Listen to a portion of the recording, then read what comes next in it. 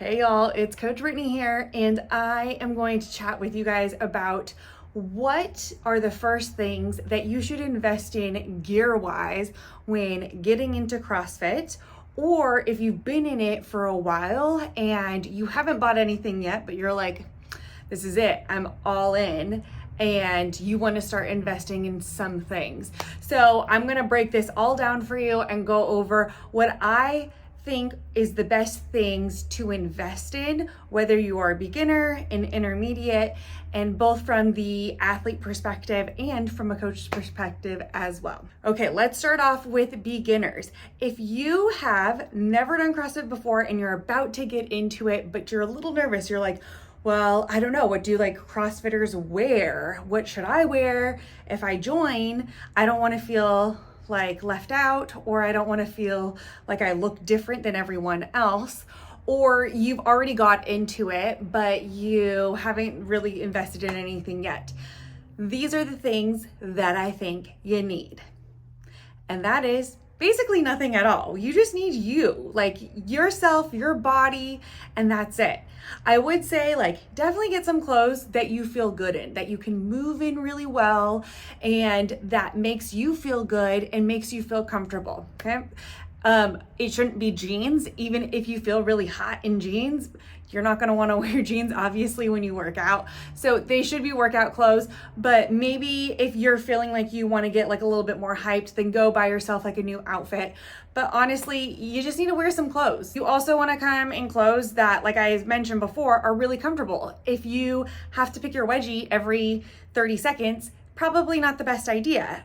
The second thing that I would maybe consider investing in, which is totally not necessary at all, but is helpful not only in the gym, but outside the gym, is some sort of water bottle, some sort of hydro flask, something that you think is badass or something that you think is really cute and you want to drink water from. Hydration is super important because we are made of mostly water. So it is important for your recovery, making sure that your muscles are firing, making sure that you feel good mentally and physically, making sure that you are going to the bathroom often enough. So having some sort of water bottle is going to be a great investment. Like I said, not just in the gym, but outside the gym as well. So those are literally the only two things that I would think that you would need in order to come in if you are a beginner. Now, let's talk about someone who has been in the gym or been doing CrossFit for a little bit. And you're like, okay, I'm I'm in this. I'm ready to start getting some things, and I'm ready to start looking a little bit more like CrossFitter-esque. And so you guys, this is the first thing that I would consider is some shoes. You probably already have shoes. A lot of people have running shoes or some sort of street style wear, Nike, something like that. But when we're doing CrossFit, this, by the way, could be a whole separate video. And so I'm not gonna go into too much detail. But when you're doing CrossFit, we don't want to be wearing a shoe that is super cushioned and that has a little curvature to it, because it makes it really hard to balance and stay mid-foot or full foot when doing movements like squats and deadlifting. What we ideally want is a shoe that is flat on the bottom of this. This helps you stay really grounded and helps your lifting form, technique, and makes it just feel good overall. Now, there's quite a few brands that you can look up.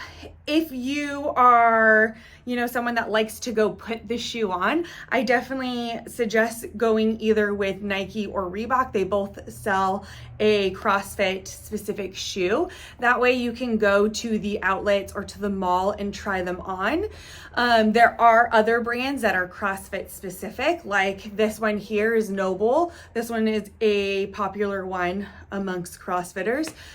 If you're someone that has a narrow foot, I suggest something like Innovates, because most other CrossFit shoes kind of run a little bit wider. So if you have a narrow foot, the wide shoe might feel a little bit odd to you. So Innovate is a really great, more narrow shoe. The second thing that I highly suggest that you invest in is a personal jump rope. Yes, we have some here at the gym, but This is not specific to your height. It's also not specific to where you are in your jump roping journey, and it might be taken already by someone else. So having your own is a great idea. Plus, this will be your first investment into something like equipment wise, and you can take this with you. You can practice at home, you can go on a trip and do some double unders or jump roping on your trip. And so I highly, highly, highly suggest investing in your own jump rope.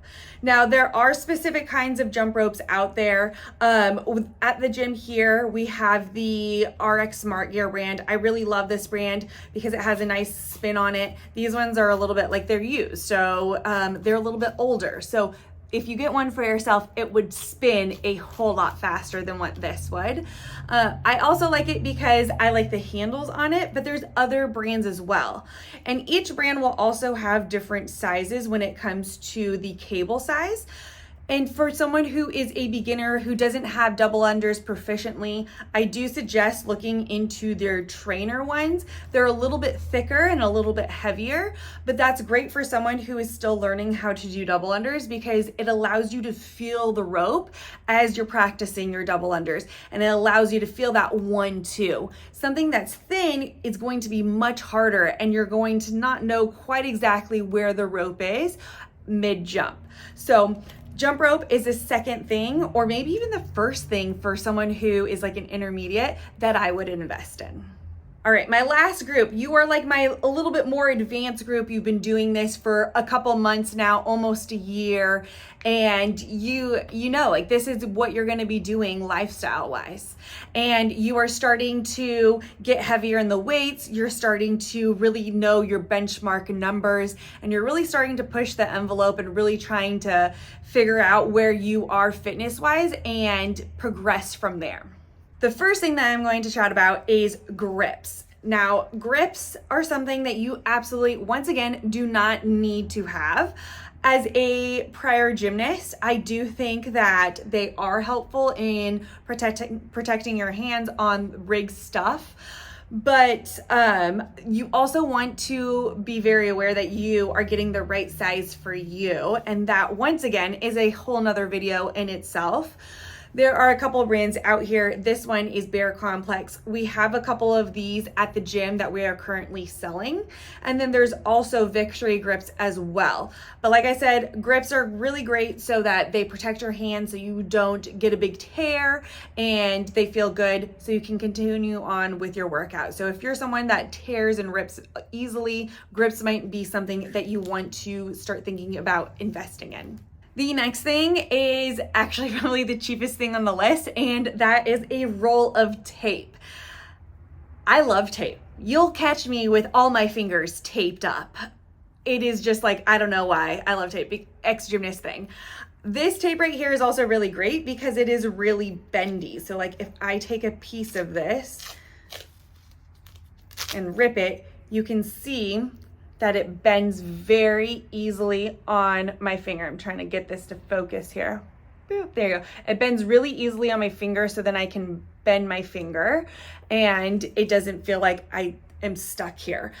Tape mostly is great for those who, once again, are starting to push the weight a little bit more, especially in your Olympic lifts. It helps if you're a sweaty person and you are using a hook grip, which everyone should be using a hook grip, but it is something that takes a little while for people to kind of jump into. And so with that hook grip, this does two things. One, the tape will help pad your fingers so it doesn't hurt as much when you hold on to your hook grip. And the second thing is, if you're a sweaty person, which most of us like sweat when we work out, right? This tape helps it so that when your finger is on your thumb, it makes it so there's that fabric there, and don't focus on me, focus on this, and you don't slip as easily. So those are the two reasons why tape is usually used. So once again, I would invest in a nice roll of tape. And then the last thing, once again on the topic of weightlifting, is a belt. Now, here's what I'm going to say about belts. Whole nother video, whole nother topic, is that if you do invest in a belt, know that you are only going to be or should be using it when you are hitting 80% or more of your 1 rep maxes. So you're using it on really, really heavy lifts. We don't want to use it when we're doing lighter weight because we want to build strength in our core. So I'm not saying that I want you to get a belt because it is gonna help you be less injured or anything like that, because that's really not what a belt is for. It is for core awareness and making sure that you are bracing for those heavy lifts. So once again, totally not necessary, but if you're someone who has kind of like found your top range of your lifts and you want to lift a little bit more, a belt might be that thing to just get you over the next hurdle. But at the same time, we still want to be working our core and making sure that we have overall awareness of what our core is doing while we lift and how to engage it while we lift without the belts. So there you guys have it. My top suggestions if you are starting to want to invest in gear, whether you are a beginner, an intermediate, or have been doing this for a while. If you have any questions, please always feel free to hit me up.